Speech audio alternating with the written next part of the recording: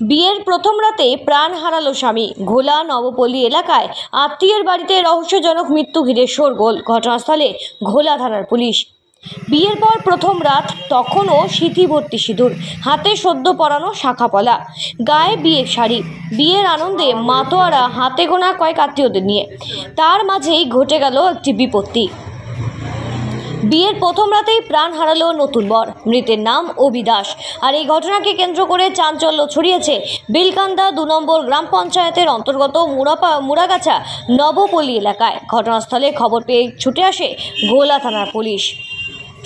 দীর্ঘদিন ধরে অভি দাসের সাথে প্রেমের সম্পর্কে আবদ্ধ ছিলেন বিউটি রায়। বাড়ি থেকে মেনে না নেওয়ায় গতকাল রাতে বাড়ি থেকে পালিয়ে ঘোলা থানার অন্তর্গত নবপল্লী এলাকায় এক বন্ধুর ভাড়া বাড়িতে গিয়ে বিয়ে করে ওঠেন অভি এবং বিউটি। যদিও তারপর বাড়ি ফিরে যাওয়া নিয়ে তাদের মধ্যে বেশ গণ্ডগোলও হয় বলে সূত্রের খবর।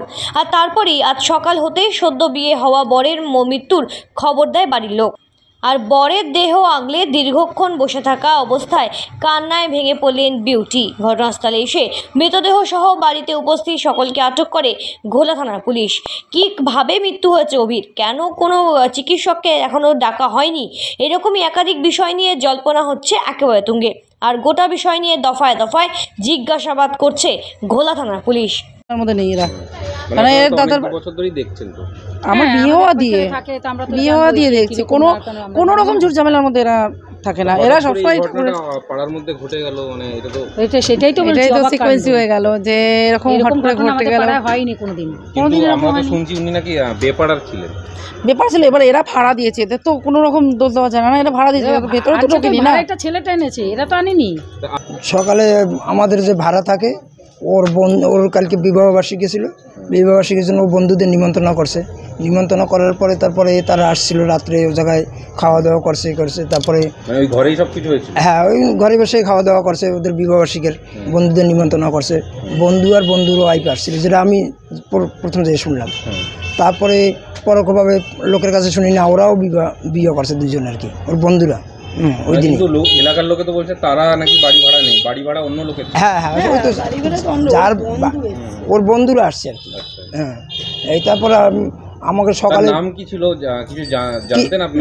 না না, ওর নাম জানতাম না। ও যে আমার বাড়ি ভাড়া না ছিল, আমার দাদার বাড়ি, তাই ওর নাম হয়েছে কৃষ্ণ সেন। হ্যাঁ, কৃষ্ণ সেন। তারপরে সকালে ফোন করলো লোকে আমাকে, যে এইভাবে তোমার ঘরে একজন দেহ রাখছে। তারপর আমরা গেলাম, যাওয়ার পরে তারপর তো সবাই এইভাবে ফার্স্ট কি এলাকার লোকই দেখেছে। হ্যাঁ, না ফার্স্ট মনে হয় যে কৃষ্ণ সেন ওই আর কি দেখছে, আর ওর ওয়াইফও ছিল সঙ্গে ওই ঘরেই। এখন তারা কোথায়? তাদেরকে তো কাউকে দেখতে পেলাম না। পুলিশের কাছে ওখানে প্রশাসন এসে নিয়ে গেছে। সকালবেলা আমি কাজে গেছিলাম, আমাকে এই বাড়ি যে আমাকে যে ঘর ভাড়াটা দিয়েছিল দিদি ফোন করে বলেছিল যে এই রুমটা আমার, যে বলেছিল এই রুমে যেও না, তুমি আমার রুমে চলে আসবে। তো ওই রুমে একটা দাদার বন্ধু বিয়ে করেছে আজকে রাতে, তো সেখানে থাকবে। তো আমি এসে ওদের ঘরেই নক করেছি, ওদের ঘরেই গেছি। তো সকালবেলা আমাকে ওই পূজা দিই বললো, মানে আমাকে যে ঘর ভাড়া দিয়েছে সেই বললো যে ওই দাদাটা মারা গেছে। পূজা দিটা এই বাড়িতে যে ভাড়া থাকে। আর মানে তিনি আরো দুজনকে নিয়ে এসেছিল, তার চেনাশোনা ছিল। পূজাদির হাজবেন্ডের ফ্রেন্ড হয় অভিরা, যে মারা গেছে। আচ্ছা আচ্ছা, তারা এখন কোথায় আছে? কারা?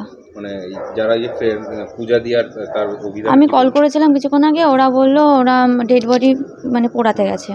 কি কিছু শুনতে পেয়েছিলে তোমরা, মানে কালকে রাত্রে বা তার আগে? না না না না, কারণ আমি রাত করে বাড়ি ফিরেছিলাম কাজ করে, তো আমি ঘুমিয়ে পড়েছিলাম, আমি জানি না। ঘোলা থেকে ক্যামেরায় আবিদ দাসের সাথে পার্থ হালদারের রিপোর্ট, সঠিক বার্তা।